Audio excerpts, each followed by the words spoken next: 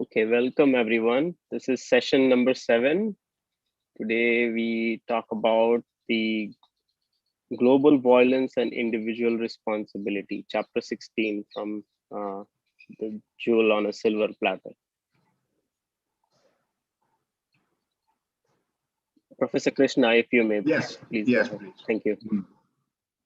Before I start exploring this topic, I wanted to remind everyone, if I may, of two facts. One, that this is not an authoritative exposition of Krishnamurti's teaching. What I'm doing is an investigation, my investigation of certain statements made by Krishnamurti, which are part of his teaching. So what I say is not something that Krishnamurti has said or I learned from him. It is what I learned through my own investigation of what he has said. That distinction needs to be held clearly in the mind. Second, that in any case, authority has no value in this quest for truth. The truth doesn't belong to anybody. And any statement about the truth is only a thought or an idea. It's not the truth, including all Krishnaji's statements. This he himself has pointed out. So it's important not to collect answers. See, we have deeply conditioned ourselves through our education process into seeking answers from teachers and from books to various questions. That's a valid process in the field of knowledge, but in the field of self-knowledge, it's not a valid process at all.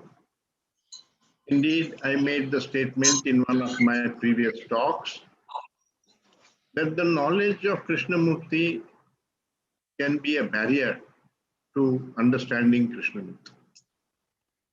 Because the knowledge makes you feel that you have understood when you have not come upon the truth. And this is a quest for truth. It is not a quest for an idea about what Krishnamurti has said. So it's important, whether we are watching Krishnaji's video or we are listening to any talk, including mine or that of any friend, not to collect answers from there and store them in our memory, but rather to pick up the questions and to live with those questions and watch in our daily life and find perceptions which might arise in that watching. Then there is a possibility that the truth becomes our own perception and not just an idea which we have obtained through Krishnamurti or through somebody else. So I have already stated this in my first talk about the approach to the whole teaching, but I thought I should remind ourselves because our conditioning doesn't go away so easily. So it's good to be reminded and to be aware of that. There's nothing you can do about it because you cannot willfully prevent your conditioning from interfering. But you can be aware of this fact while we are engaging in this inquiry. The inquiry doesn't extend only during this 1.5 hours that we talk or analyze the questions and so on. It is part of life. It extends through the week at least. And that's the purpose of having these talks only over the weekend, so that the questions which we collect over the weekend, we can stay with those questions during the rest of the week and watch ourselves with a learning mind. So having said those two things, let me investigate today's topic. Now, Krishnaji made a very startling statement which needs to be examined carefully by all of us. He said, there has been no psychological evolution. In a sense, that's a very damning statement. He's saying the modern man, you and I, are not very different from the primitive man at the level of consciousness. We may be very different in our ways of life, in our external living, in our dress and manner of speech and so on. But he's talking at the level of our psyche, at the level of our consciousness. And he's saying there has been no evolution, no psychological evolution. Biological evolution is a fact, but there has been no psychological evolution. So the primitive man was attached to his tribe, found safety in belonging to his tribe, and fought against other tribes with bows and arrows and spears and stones and whatever was available to him. And Krishnaji is saying those tribes have now become nations and religions and ideologies. And we align ourselves with them and fight for them. So our whole history for 3,000 years that history knows, it's a history of wars all the time. Human beings divided from other human beings on the basis of language, on the basis of nationality, on the basis of religion, on the basis of political ideology, and so on, creating division, which ultimately results in violent outbursts, which we call war. So he's saying that we are all responsible for the state of our society. You are the world is his statement, which means the world is the way it is, including all the violence in it, because we are the way we are. Because what is in our consciousness projects itself in our relationships, and millions of such relationships constitute what we call society. So another one of his statements is that the individual problem is not separate from the global problem. So we're going to examine what is the individual problem, what is our responsibility, and whether that is also our responsibility towards solving the global problem. Because the global problem is not separate from the individual problem. Now, we are all conditioned entities. We belong to a nation, we belong to a religion, unless you have grown out of it. And so our mind is a defective instrument for investigation. And Krishnaji talks about observing without the observer.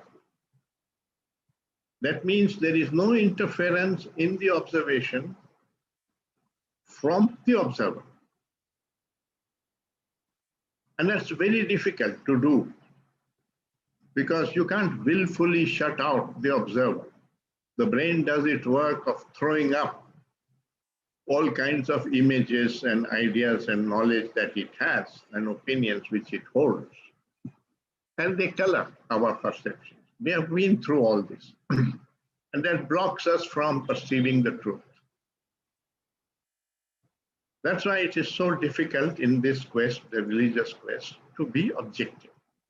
We looked at that when we talked about the scientific quest and the religious quest. In the scientific quest, also it is important to eliminate the predilections of a particular observer. And they do that by repeating it, the experiments and the observations, and eliminating any subjectivity. It is not important who arrived at a particular result. The result can be tested through the scientific method objectively, and only then it becomes part of science. Since that method is not available for the religious quest, you can't come upon truth that way. It is important to be aware that our minds color our perception. It's not difficult to see that. If you are an Indian, you will find that if you look at the Kashmir issue, your mind will inexorably take sides with the Indian point of view. And the Pakistani's mind takes up, is colored by the view of the propaganda of the Pakistan government. So our minds are caught in propaganda. That's what one means by conditioning. Of course, there is also factual conditioning, and that doesn't create any problems. We went into that. It's these illusions, which are propaganda, which create the problem. So how to examine this issue without bringing in our own predilections? That's a major issue. And I have suggested in this chapter that let's imagine that there is an alien approaching the planet. He doesn't belong to the planet, he's far away on some other planet in the galaxies. And he is approaching the Earth and watching the Earth. What would his reactions be? So one can put oneself in imagination in place of such an alien and look at the situation. That is one way in which we can put ourselves out of the picture, or at least not give tremendous importance to ourselves in the investigation. Now, Einstein did a similar thought experiment from which he found the truth of relativity and the fact that space and time are not unrelated to each other. He imagined what it would be like if he was traveling on a beam of light with the velocity of light, something that's not possible to do, but in imagination it is possible. And that's the right kind of use of imagination, that it can create questions which normally don't arise from our observations. So he imagined what the world would look like if he was traveling on a beam of light. And from that he realized that space and time are not independent of each other, and so on. The great new discovery and the whole of relativity and subsequently general relativity, which explains most of the things about the universe, they all resulted from that thought experiment, because the perceptions out of that. That was a deep insight. So let's do this thought experiment, hoping that we can also have a deep insight into this problem of global violence. Because it's not a simple problem. It has existed with humanity for 3,000 years. So you can't just get rid of it by some argument, some debate, and so on. You can form opinions, this is good, that is bad, and so on, which just becomes another conditioning. That's not the truth. So let's explore what this alien, who is considered to be a person who can observe closely and who is intelligent, who understands, and so on. So sort of wise alien. Looking at the earth and approaching the earth. When he is far away from the earth, what he will see is a beautiful globe surrounded by bluish light. Indeed, we have all seen pictures of that taken from space. And our planet is probably one of the most beautiful in the universe. He will notice that and he'll be attracted and he will want to visit it, come closer to it. As he comes closer, he will see that there are beautiful mountains, there are seas, there are all kinds of birds and species on this planet, including human beings. And he will, at first sight, really admire what we have achieved. He will see our cities, he will see our cars and aeroplanes, and a whole modern civilization. And he will be quite impressed that these are very intelligent people who have done all kinds of research and come upon all kinds of novel facilities. But as he comes closer and watches more closely, he will notice something rather strange.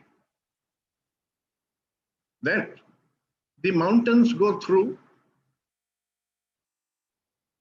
the wind blows through, the forests go through, the rivers flow freely, but human beings seem to be confined in certain areas. They move freely within certain boundaries, but rarely cross that boundary.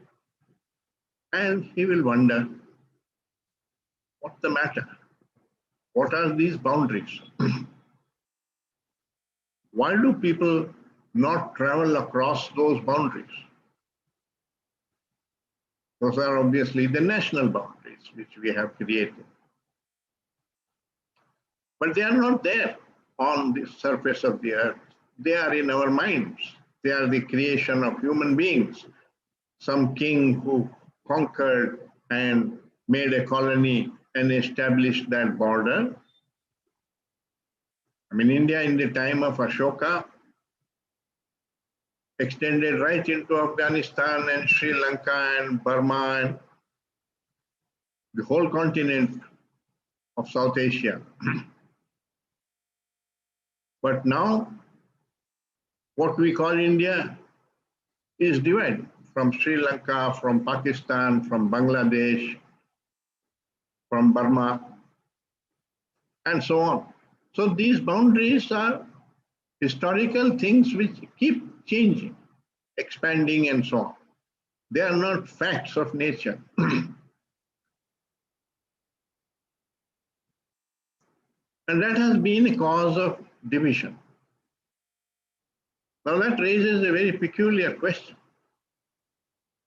That when Pakistan was part of India before 1947, the people living there were all Indian nationals. And we are told that everyone in our country is our brother, is an Indian, and we need to be proud of our culture and so on. So that included them. Then the British created some kind of line while leaving, dividing the country into two countries. Just as in Europe, it was divided into East Germany and West Germany and so on. Here also it has been divided into India and Pakistan. Now, does that mean that those people cease to be my brothers? They are now my enemies. Those who were my friends, those who were my brothers. So are our affections determined by these lines? And where are these lines? They are not there on earth. They are, unfortunately, they are in our minds. And that's what is conditioned. Deep down, our minds are conditioned. Of course, we also have borders within the country. Each state has a border. But those borders don't create division. They are merely administrative units. They are a division of responsibility, that this government will look after this area, that government will look after that area and is responsible for that area, and so on. Just as one is responsible for the school in which one is working, and one's friend may be working for another school, but there is no division between these two schools. But when it comes to nationality, they have generated something called patriotism. And if you kill across the border, you are a hero. And if you kill inside the border, you are a criminal and you are hacked. So the same act becomes heroic at one end, and at another place it becomes crime. So these are deep questions that we need to ask ourselves. Is violence across the border fine? And is violence within the borders wrong? Or is all violence wrong? And who is to decide what is righteous violence and what is not righteous violence?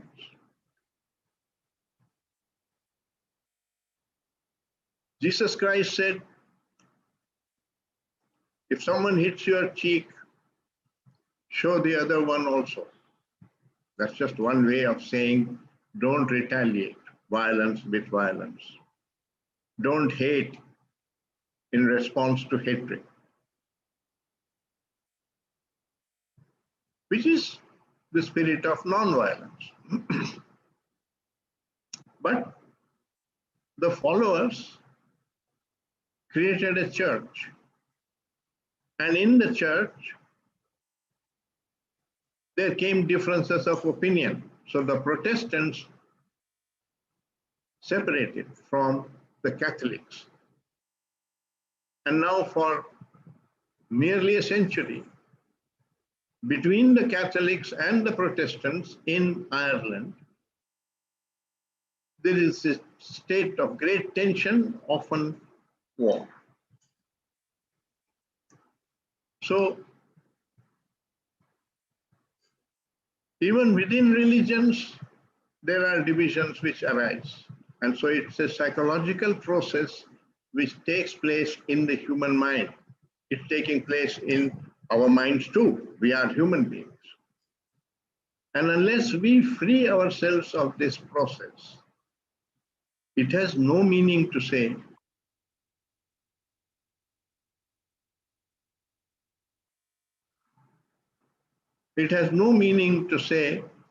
we are all brothers. You believe that in universal brotherhood, that will never make brotherhood a fact. And indeed it has not. I mean, the Hindus have talked of Vasudeva Kutumbakam, and the Theosophists have held it as a motto, universal brotherhood of man. But it has not become a fact, not even within the Theosophical Society. There are half a dozen different Theosophical societies in the world. They are not able to function together. So it's a very deep-rooted problem. in the human psyche from where it is arising. So this global violence, of which war is the spectacular manifestation, is a consequence of all this division which the human mind creates. Sometimes people argue that there is violence also in the animal, and we have evolved in the course of biological evolution, we have evolved from the animal, and therefore those instincts are there in man, and therefore it is inevitable. Let's examine that argument and observe. And you will find that no animal has created war other than human beings. They do fight. They have a certain amount of violence, either for protecting their territory or for eating their food, all of which is laid down by nature. So nature has put a certain amount of violence in the animal, but it has also limited that violence. No animal has become a Hitler, killing millions of people of his own or her own species. No animal has tried to be Alexander, trying to make victory over the whole world.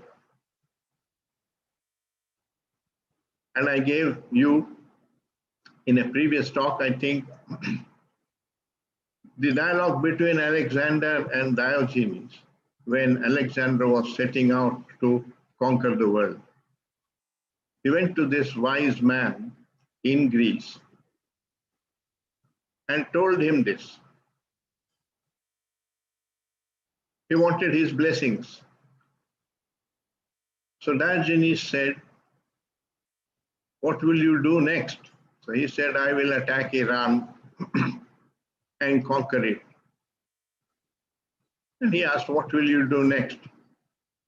I said, "Then I'll take on Iraq, and so on, and then Afghanistan, and then India." And he said, "Then what will you do after that?" And he said, "Then I'll come back home." And Diogenes asked a simple question: what prevents you from doing that now? Very profound question. That is all in your mind. You have created this in your mind that it is important to conquer. And that has become your ambition. And because of that ambition, so much killing and destruction and war, when ultimately you are going to come back home. So the problems originate in the mind of human beings.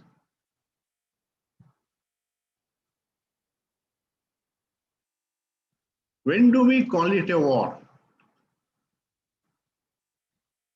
When guns shoot across the border, when planes drop bombs, when tanks move, when guns blow up, we call it a war. It's a certain physical manifestation. But before that physical manifestation takes place, there is already psychological warfare between the two communities. And we have never been able to solve that psychological warfare, which is the cause of division and which is the cause of war.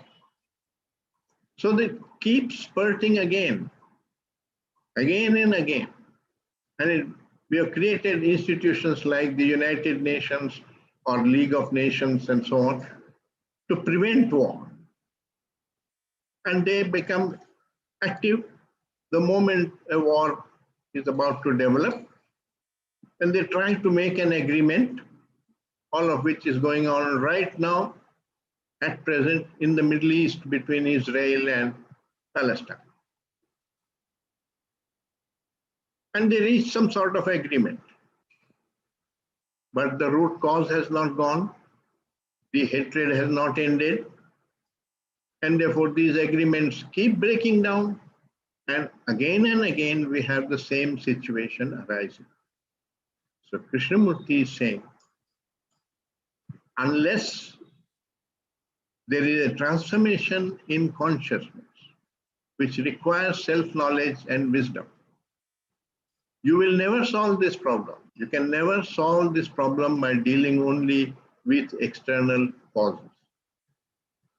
And we have not addressed ourselves too deeply to the inner causes, which are the psychological causes, which bring about hatred between human beings, whether it is a hatred between husband and wife, or between two families, or between two nations. That's just a question of what you are identified with. You identify with your nation, then it creates national war. You identify with your family, then you have war between two families. You identify with yourself, you have war between brothers, between husband and wife. So the individual problem is really at the level of consciousness, not separate from the global problem. And there has been, therefore, no end to global violence. It has taken on new forms, like kidnapping and hijacking and terrorism, all of which were words I never heard in my childhood. These have become commonplace. And with the coming of science and technology and the release of power, war has become infinitely more dangerous, because you now can decimate a whole nation with a single bomb, nuclear bomb. Earlier, you could only fight with spears and stones and so on. So you could do only a limited amount of damage. And now with all the progress, what we call progress, we have the competence to destroy a whole nation. But psychologically, inwardly, there is still this division, this hatred between communities, between nationalities, between religious groups, between ideological groups. So unless we tackle it there, it will never end. The global violence has never ended, and it will never end in the future either. That's what it means, that the future is now. Unless we transform inwardly human beings, which is this process which we are talking about of self-knowledge, through which real change takes place, not through will, through understanding, through perception, through this quest for truth, the ending of illusions, the ending of division. So one has to go into this at the individual level. How does division arise in my mind? When you examine that, you will find that it begins with saying we and they. Somewhere the mind draws a line and says, these people, this territory is mine, these people are mine, those people are others, not mine. How does the mind draw that line? Why not able to look at the others as just different, but not divided from us? After all, difference is a very natural thing. No two trees are alike, no two dogs are alike, no two human beings are alike. That's part of nature. What creates division? What creates groupism? That's a psychological process. It's not that we are not capable of noticing differences only as differences. We have never had a war between tall people and short people, though tall people are different from short people. But tall people don't group together, and short people don't group together, and they don't seek security in that group. But when you belong to a religion or you belong to a nationality, you feel safe in belonging to that religion.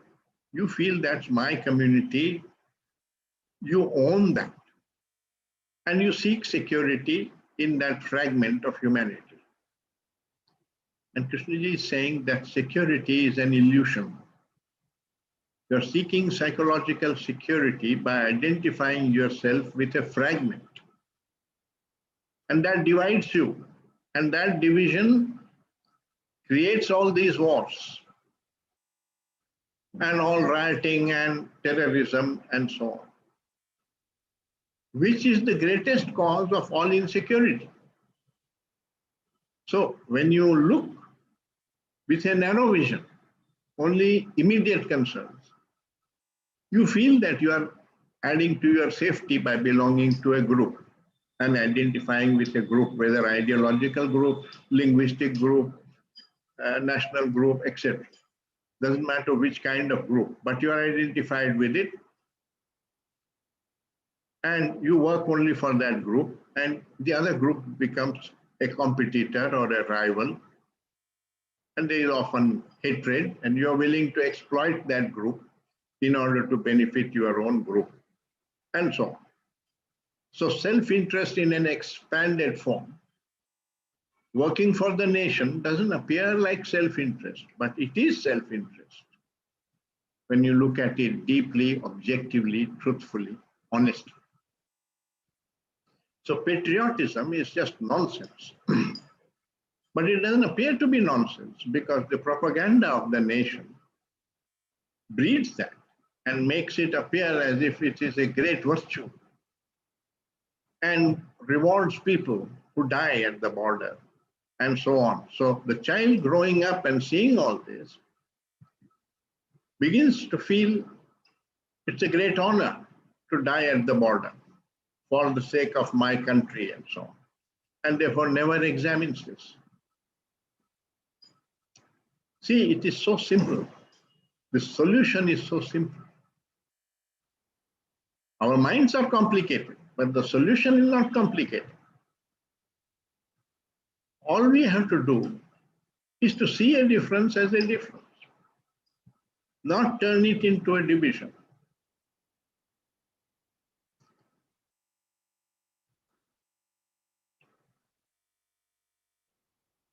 But the mind judges, the mind identifies, the mind measures, says this is superior, that is inferior. If you just notice that the man from Africa is black and the man from Europe is pink, that's a fact. If you didn't notice it, something is wrong with your senses. But the moment you say whites are superior to the blacks, you are turned into a racist. And right now in America, this division is flourishing. The whites identify with the whites and the blacks with the blacks, and there is a great division basis, a racist division. They are trying to get rid of it, finding it extremely difficult. And the previous president felt that. And so the propaganda increases it inside the mind. So if you are not clear in your mind, if you have no self-knowledge, you get influenced by your leaders. And therefore it's not enough to think good thoughts. You have to have self-knowledge. If you don't have self-knowledge, your goodness is very fragile.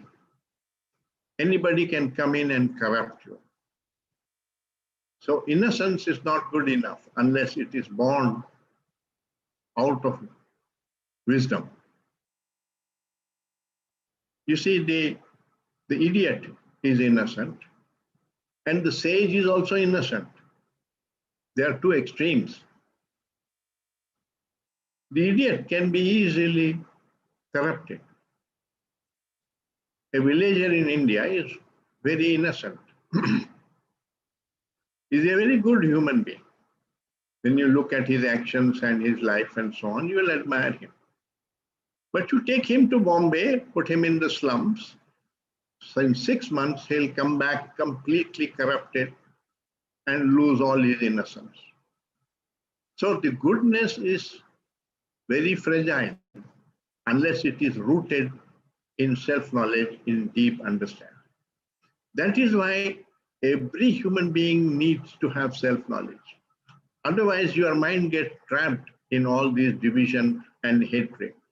And you become like a leaf blowing in the wind. Whichever way the wind blows, the leaf will go that way. So we imitate whatever is happening in our society, we go that way. There are very few who are able to stand apart and say, no, I don't agree, this is not right. And dissent is put down by leaders, suppressed in all kinds of ways, both in democracies and in dictators. All of which maintains global violence. So the violence is very incipient.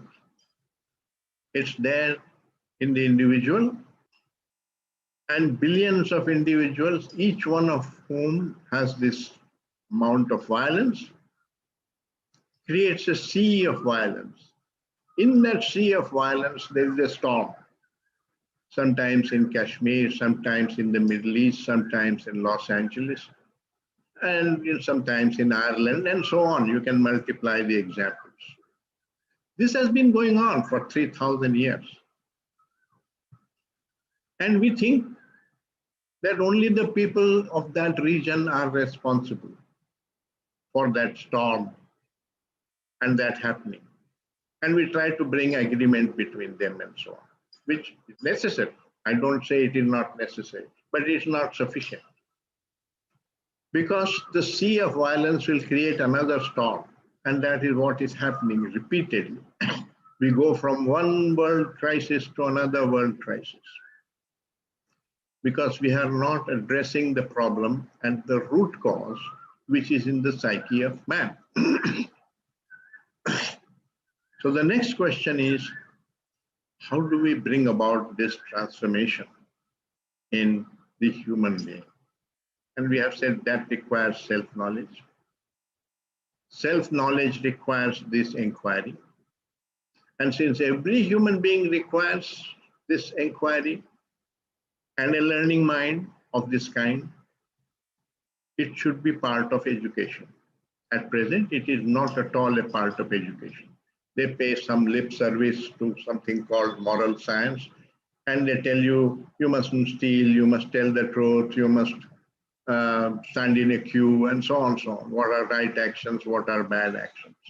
This game has been going on for 1 million years, and it hasn't solved the problem at all. So if you observe, you learn from that, and you say that it doesn't solve this problem. So we are right now living very dangerously.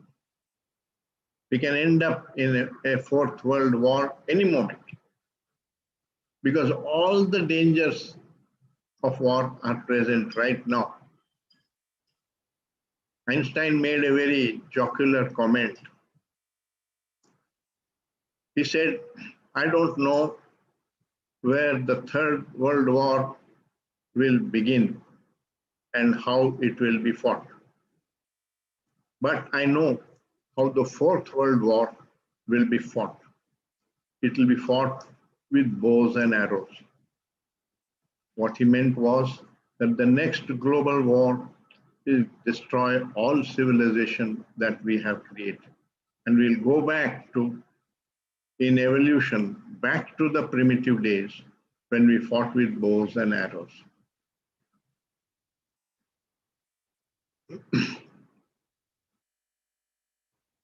So what is our individual responsibility? is to realize the truth of this, that each one of us is contributing to the violence, to the global violence, not necessarily only when we are actively involved in it. So long as you are maintaining division through religious groups, through national groups, and all that, you are contributing towards war, towards global violence. We think the terrorist is contributing to it, and we want to eliminate the terrorist. And there is a saying, choose your enemies with care, or you will become them. And indeed, that's what has happened. America chose those Bin Laden and his group as their enemies and attacked and did far more killing than any of those terrorists did. So they became greater terrorists than the terrorists. And that's what that saying is saying. Choose your enemies with care, or you will become them. Because how will you get rid of those terrorists? You will start attacking. You will become violent. So is violence done on your side, righteous violence, and the violence done by the opposite side, evil violence? Is there such a thing as righteous violence? Tolstoy in Russia, Thoreau in America, Gandhi in India, all talked about non-violence, the ending of violence within human consciousness. Gandhi said, you must be the change that you want to see in society. If you want a peaceful society, you must be peaceful. There is no other way, because if we are not peaceful, we cannot expect that society will be peaceful. It's our consciousness that projects into our relationships and creates society. But we feel it is very distant. I am not connected with that war between Israel and so on. But I am maintaining national division in my own psyche. It may not, I mean, that war can take place here tomorrow. There is potential for that everywhere. Because the human consciousness functions the same way everywhere. It's just circumstantial that it is not happening here. It did happen. In 1947, it happened here. And India, which was considered to be a very non-violent country, erupted in tremendous violence during partition. So appearances can be deceptive. We said that in science, we said that also in religion. That's why it is important not to get carried away by appearances, to question them, to come upon deeper truths. And for that, you need this inquiry, which is not just an intellectual inquiry, but a deep inquiry into the root cause of all this in our own consciousness. Thank you. I'll end it here, and maybe we have time for some questions. Thank you, sir. Sir Kanchanji is asking this question. Krishnaji said the global crisis is not in the world, but in our consciousness, which is common. But when he speaks of the process of transformation of consciousness, is it individual?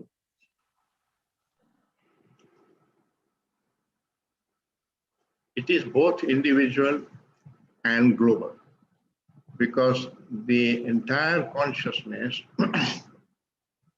of human beings is one. It's not separate. We feel it is separate because we identify ourselves with our body or with our country, or we separate ourselves out with a fragment. And that's what creates the feeling of a me, a separate I. The sages have pointed out that that's an illusion. the illusion of the ego. And it arises from identification. You can't get rid of identification by willing not to identify. You need to be aware of this fact that identification creates division, violence, and insecurity. We forget that, and we seek security through identification.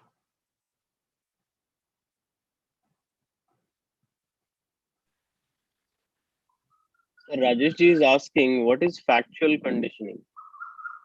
Can we call it a conditioning? Well, all knowledge, factual knowledge, you know the road to your house, you know the river, you know that you don't know swimming, and if you get into the river, you might drown. All that is factual knowledge, or you can call it conditioning also. So there is, I mean, you're conditioning that you must take a bath every day, you must brush your teeth, and so on. It may be habitual, but they are healthy habits. They don't create any problems. So you need to get rid of only that conditioning which produces division and hatred and likes and dislikes and so on. Not all conditioning. One is not against conditioning. After all, you will teach your child either to be a vegetarian or a non-vegetarian. And that's going to condition him. You can also put inquiry into his mind, saying that not all people are like this. There are people who eat meat and there are others who don't. And what goes behind that, the thinking behind that, and leave it to him. It's up to him whether he wants to be a vegetarian or he wants to be a non-vegetarian. But in either case, there is conditioning. You can't get rid of conditioning, but you can be free of it.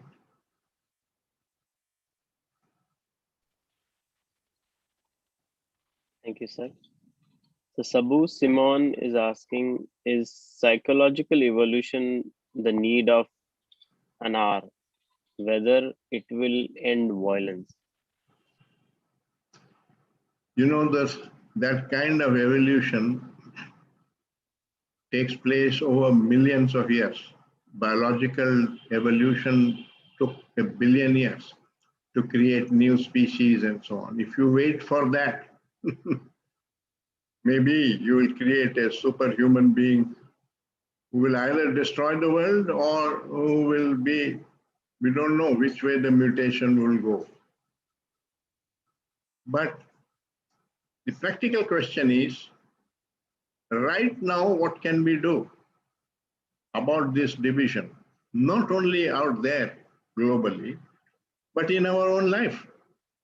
Because this problem of hatred and division comes between friends, between colleagues in a department. We find it so difficult to work cooperatively together. The ants work cooperatively, insects work cooperatively, birds often work cooperatively, but human beings find it so difficult. There is a poem which I have quoted in the chapter, which I would like to recite because I found it very profound. It was probably written jocularly. I read it in a newspaper when I was 17, 18 years of age, and because of what it said, it has stuck to my mind. And I take the question it raises seriously. It's a conversation between a monkey or an ape and a human being. It says, one day at the zoo, I met a most superior ape of frank and noble countenance and of a pleasing shape. Superior ape, I said, pray tell, a thing I long to know. If the summer hydrogen bomb brought the floods, will the winters bring the snow? Surely, sir, the ape replied, after some hesitation, if you do not presume I speak above my proper station, there is no need to worry. With such great risks, no man will drop another in a hurry. Ah, foolish ape, you missed the point, cried I in indignation. Drop them we must. We thus ensure democracy's salvation. Well, sir, the ape replied, if you are intent on dying, I see small difference in freezing or in frying. But if all that evolution has done is bring you to this stage, I should be outside, he said, and you be in this cage. You know, we put them in cages, but we are the most dangerous animal on earth. This is not an emotional statement or a political statement. It's a factual statement. No animal has created the amount of violence or destruction, not only of nature and of the earth and of other species, but of its own species as human beings. But we think we are far superior to the animals because we are very intelligent. Are we really intelligent? Why are we not able to solve the problem of war? Why are we not able to say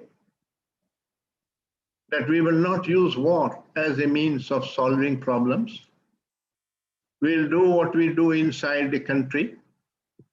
When we have an issue, we go to court and we accept the judgment or the arbitration. That's it. That's all that is needed. And you don't need war, which means you don't need half the revenue going into maintaining an army and air force and making all these instruments of war and tanks and planes. Wasteful expenditure. All countries would be twice as prosperous as they are now, if only you would agree to settle issues by arbitration. International Court of Justice. What we do that within the country. What prevents us from doing it internationally? Just this division, just our patriotism, just our feeling that if I can be powerful, I can exploit the others and I don't want to give up my power. Which means you believe in violence. You believe that if I can be more violent than others, then I will dominate the others. And you talk about democracy, but you want domination. Financial domination, political domination, ideological domination, even physical domination, which was colonization. That may have ended, but other forms of domination are continuing. So psychologically, violence is continuing because you want to use power not to do justice, not to be fair, not to be kind, not to be generous, but to dominate. So you have to understand our relationship with power, which we haven't done. And therefore we use power destructively.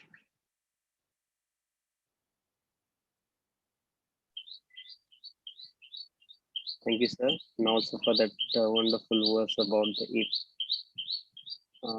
Donna has this comment on recent shootings in San Jose. I think they happened this week. The shooters seems to have acted against the work environment, long-held hostility. I know we have bred this behavior in humanity, where we may not have an outlet to resolve this mental accumulation of hostility. Could you comment on that? Well, with so much ignorance in the human mind. There is so much hatred, so much division. It's impossible to expect a peaceful environment, non-violent environment. The violence which is there in the consciousness erupts physically also. That's why you have laws which control the manifestation of this violence. If somebody is violent, he is arrested, put in prison, punished, and so on, which is also violence against that individual. It doesn't reform him. He comes back more bitter, more angry, commits more crime. So it's not really a solution, but it's a temporary solution. If there is a rapist on the road, you have to protect the women on the road by eliminating that rapist. But the deeper question is, what created the rapist? He was not born a rapist. He grew up in this society. And he became a rapist, which means he never really understood his relationship with the other sex and with sexuality. Who was responsible for that? So he grew up in an environment where this was going on constantly. Men were constantly using power over women, demanding subservience, demanding sex, whether the woman wants it or not, and so on. And he learned that.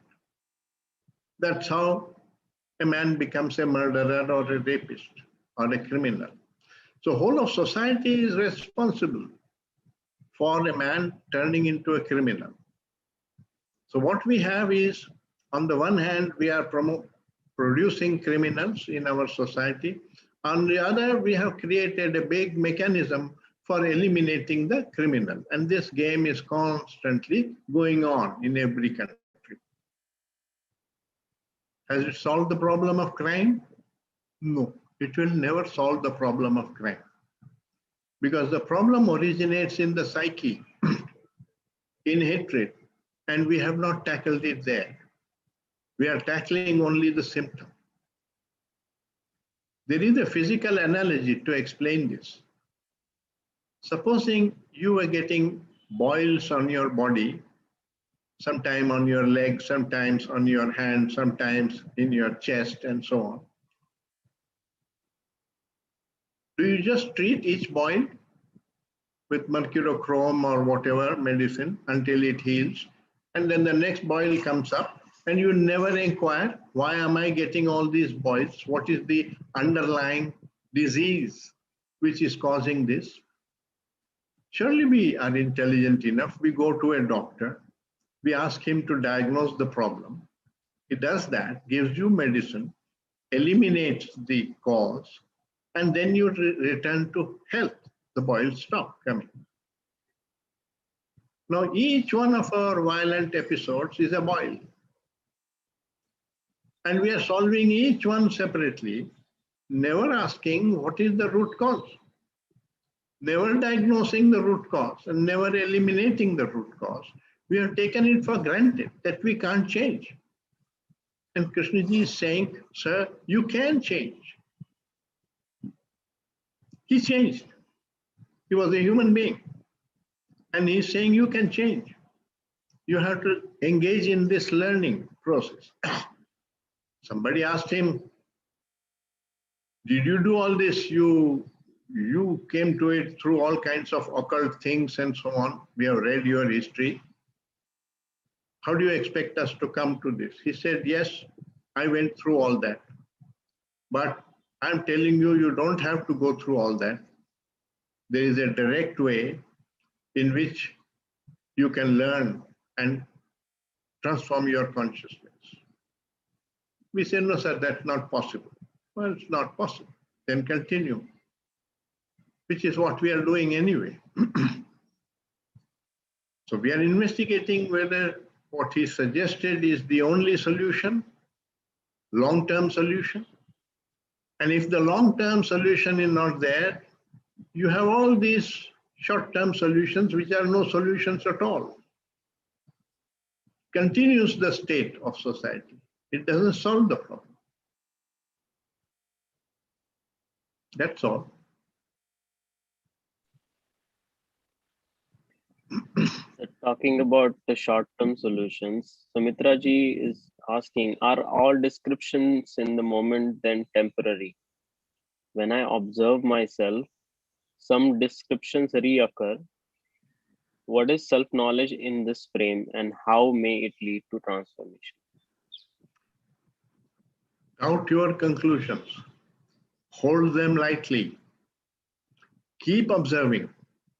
Live with a learning mind, not with a knowing mind. The knowing mind is the problem. The problem is not out there in society. The problem is in our mind, inside. You have to first understand that. And the only way to get rid of it is to have a learning mind, learning about oneself, not learning about Krishnamurti's teaching or about Buddha's teaching and so on. You can use them for learning about yourself, but the subject matter is yourself, not the teaching. This is not my statement. This is what Krishnaji himself pointed out. He said the entire purpose of what I am speaking is to make you realize the need to understand yourself. That's all. You don't have to understand the teaching. You have to understand yourself. The teaching can help you by pointing a mirror at you in which you can look at yourself. And once you have seen yourself clearly, you can throw away the mirror. You don't need it. It means he's saying, throw away my teaching, my book. You don't need it. You need it only if you are going to use it as a mirror to understand yourself. But don't spend your time just understanding the teaching. It has no meaning.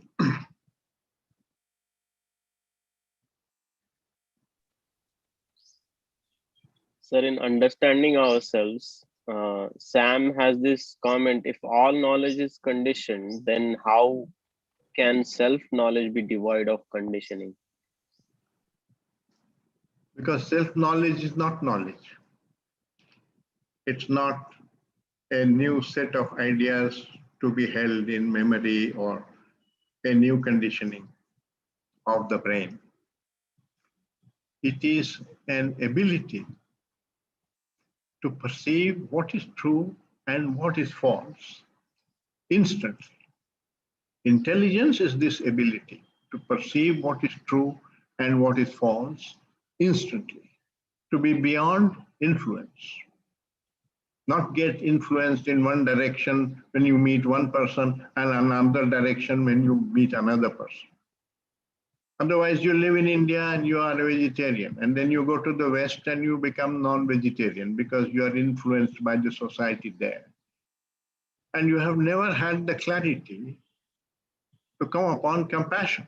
If you had compassion, you'll be a vegetarian anyway because you're not willing to kill an animal for your food. That's all. But when you don't come upon compassion, then vegetarianism is just a habit, and habits can be broken and new habits can form, which is what happens. That's no change. That's no change. So real change is a byproduct of understanding. That's how I understand Krishnamurti. And therefore your aim is to understand yourself. Your aim is not to understand the teaching or Buddha or some religion. No. All that is field of knowledge. Knowledge does not help to transform consciousness. You can see that. You don't have to accept this. Check out on your professors of philosophy. They have knowledge about all these sages. Are they sages? Do they live with a transformed consciousness? You will yourself observe that it is not so. And that is telling you that knowledge does not transform consciousness. Does experience transform consciousness? If that was so, old people are all very experienced. they should be much wiser than young people. Not an observed fact. Old people are often very prejudiced, cynical, having all kinds of illusions in their mind. They are not transformed human beings either. So it doesn't come through experience. It doesn't come through knowledge. And therefore, self-knowledge is none of these. Self-knowledge is the same as wisdom, which is intelligence, which is integrated intelligence, which is same as wisdom, same as compassion, love, truth. All of it is one. Self-knowledge is that. So Krishnaji says self-knowledge is the key to wisdom. But we are not engaging in self-knowledge. We are engaging in knowledge of Krishnamurti, of Buddha, of Jesus Christ, and comparing and saying, it's so beautiful, that was so beautiful in Buddhism, this statement from Dalai Lama is so beautiful. Okay, I mean, I also quote Khalil Gibran, a wise statement. Doesn't mean I have the truth of that, no? It's just because it's a nice expression in the poem or in a philosophic poetry. Blake may have expressed something much more beautifully than I can. So it's just at the level of expression. Don't mistake that for truth. Blake may not have had the truth. He may be just a poet who could express this. Or he may have had the truth. It's not important for us to investigate that.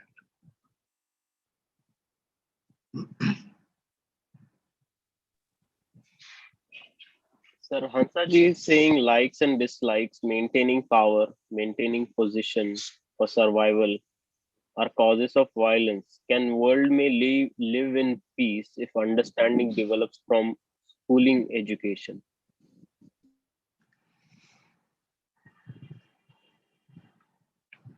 Not the kind of education which we are imparting at present, where the entire emphasis is on acquisition of knowledge and skills and techniques. It's all right, that is also needed, but that doesn't generate wisdom. It generates power. And wisdom tells you how to use power. If you don't have wisdom, you will use the power to dominate and to be violent and to be selfish and acquire things for yourself and so on. Create a lot of chaos and division and violence in society. So without understanding, power is dangerous. Without wisdom, power is dangerous. And as a whole in humanity, that is the root cause. A lopsided development of the human mind. With lots of power, knowledge, that kind of intelligence of thought, clever intelligence of thought, and very little wisdom. That's a lopsided development of the human mind. This needs to be corrected through education. Give equal emphasis to knowledge of the world and to knowledge of oneself, self-knowledge. You can't teach self-knowledge like knowledge as a course, but you can raise all these questions. You can create inquiry in the mind of the child. Of course, at each age, you have to create the appropriate level of inquiry and never suppress inquiry in the child. At present, we direct his inquiry. We suppress it. We direct it in those channels which I consider are useful and will lead to economic development and so on. So we'll talk about education in probably our last lecture, and there we'll discuss what is possible and why it has not happened. Yes, sir. Thank you. Gayatri ji is saying Mother Teresa said poverty is violence. Considering the dismal disparity in society, how one is to end this violence?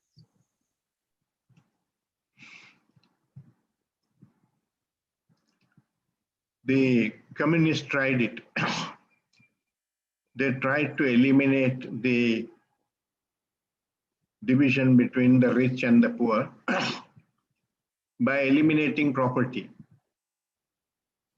and by eliminating interest. When you had money and you put it in the bank, it didn't earn any interest. So you couldn't earn money, didn't earn more money.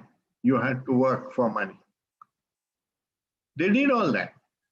Marxist philosophy was not wrong, but the way they implemented it was not through understanding and through self-knowledge, but through power and through domination and through laws and so on. It doesn't work that way. It's not enough to have right aims. You need to have right means. And communism was not employing the right means. The violence just took another form. It became the violence of the state. And the individual became just a cog in the machinery who could be dispensed of for the ideology. It's a great danger when you don't understand that ideology, adherence to an ideology, doesn't matter what ideology. All ideologues have been extremely violent people. Alexander was an ideologue. Hitler was an ideologue. All these cruel people had ideologies. Maybe false ideologies. How do you know your ideology is true? You're just aligned yourself with that and you're working for an illusion. Not for self-knowledge, not for understanding, not for love and compassion, but for a certain achievement. And that makes a human being very, very cruel. It is essentially the element of dictatorship. You become like a dictator, and that's the wrong use of power. So Shamal Raoji is saying, is violence a genetic deformity, citing various violent behaviors in animals, etc.? Well, that's the question the ape raised. There is a certain amount of biological violence in all of us. Anger is violence. We are capable of violence. But are we permanently trapped in that? You see, in the animal, it is limited by instinct. The tiger eats the goat. That's the food, his food. Nature has put that as his food. But he doesn't eliminate all goats. He's not hating all goats. He's just eating one. Like you eat a fruit, he eats a goat. That you see that as violence, but he's not really being violent at the level of consciousness. That's just his food. So in animals, violence is very limited. But human beings have, what are instincts have become tendencies in human beings. So we have this tendency and we have added to it this problem of psyche. That is what makes it so difficult for human beings. I mean, being a human being is a very dangerous state to be in. The human being, I said, is the greatest pest on earth. This is not just my view. Ask scientists, ask the ecologists. Among all the species on the earth, the one that is destroying the ecology maximum is a human being, the man who considers himself the most intelligent and the pinnacle of evolution. Sorry, you are not intelligent. You have defined intelligence unintelligently, and you are proud of your intelligence, which works on how to make a faster aeroplane, how to make a still better computer, how to get a better cell phone, and so on. Are these the problems that we are facing in humanity? Why is all our effort directed at that? and not at solving these problems which we have talked about? Do ask these questions, sir. Stay with that question. Obviously, that's our ignorance, isn't it?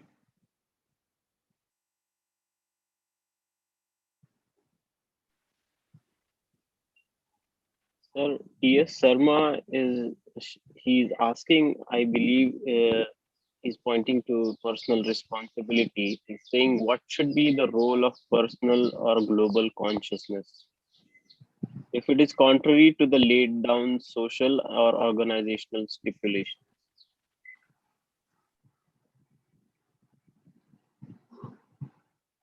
At the deepest level, the personal responsibility is to free your mind of violence, not the practice of non-violence. Krishnaji has pointed out, you can't practice non-violence.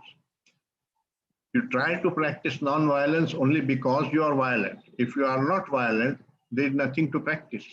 You are not violent. So can non-violence, instead of being an idea to be practiced, become the fact? It can, provided you end violence. How do you end violence? You have to end the cause of violence. And that's what we have talked about in this lecture. The root cause of violence is this identification with a fragment of humanity or ideology and working only for that instead of working for the whole. So that you don't have a global mind, you have a nationalistic mind or a denominational religion, religiously divided mind or ideologically divided mind. All division ultimately creates conflict and insecurity.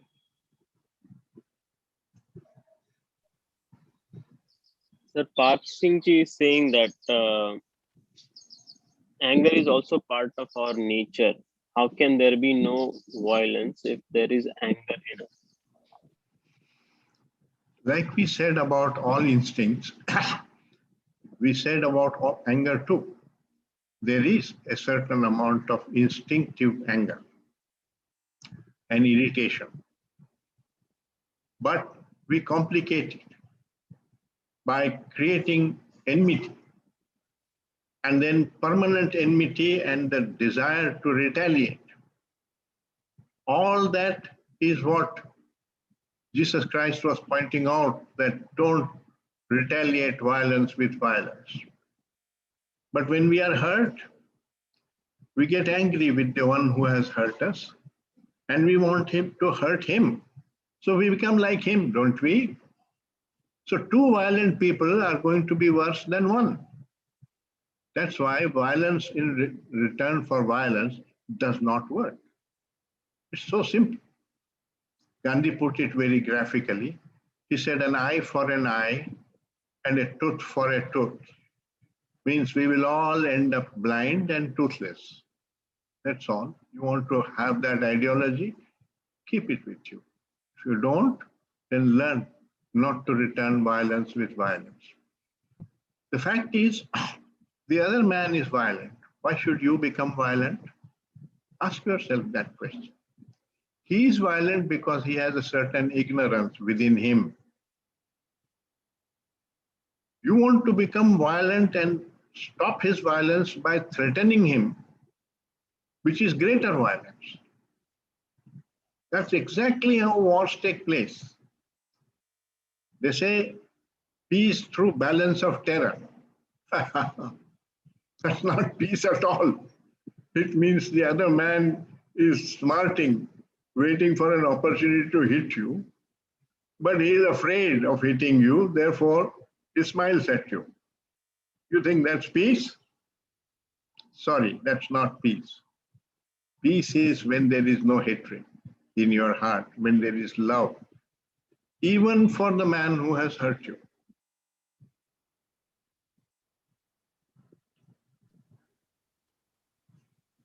Thank you, sir. Sir, Gayatri ji had this earlier comment that at an individual level, it seems we cannot stop this violence in the world. She's citing various examples from Rohingya, Syria, Palestine, etc. And she's saying that there is brutal violence in the world. How can we put stop to this violence? You can't. Just as you may be a vegetarian, but that will not make the world non-violent. If you are a vegetarian because eventually all people will become non-vegetarian or become vegetarian, and therefore the world will become non-violent, you are vegetarian for the wrong reason, for a false reason. It won't happen. It is enough to feel compassion for the chicken or for the goat, that I don't want to kill this animal for my food. That's enough reason to become vegetarian. If you need a global reason, something is wrong with you, then it's just an ideology. It's not coming from compassion. That's what is the problem with practicing virtue. Virtue is really, as Krishnaji pointed out, a state of being, a state of order in consciousness. Without coming upon order in consciousness, without coming upon virtue at the level of consciousness, you want to practice it externally. That creates hypocrisy. You say, I must love my neighbor. You don't feel love. You can't order yourself to love. You are judging him, you are laughing at him, you are sarcastic about him, but when he comes, you offer him flowers and you smile because you have decided to love him. So it becomes hypocrisy. You're not being honest. And hypocrisy and dishonesty are not virtues. So you can't practice virtue. Virtue is a state of being. So non-violence is a state of being. It's a state in which violence has completely ended because you have realized the folly of using violence to solve problems. That's all. Whether it's violence against your wife, against your neighbor, against Pakistan, no. Everywhere it is wrong because it's a wrong means. So there is a saying in English, the way to hell is paved with good intentions. Be very careful.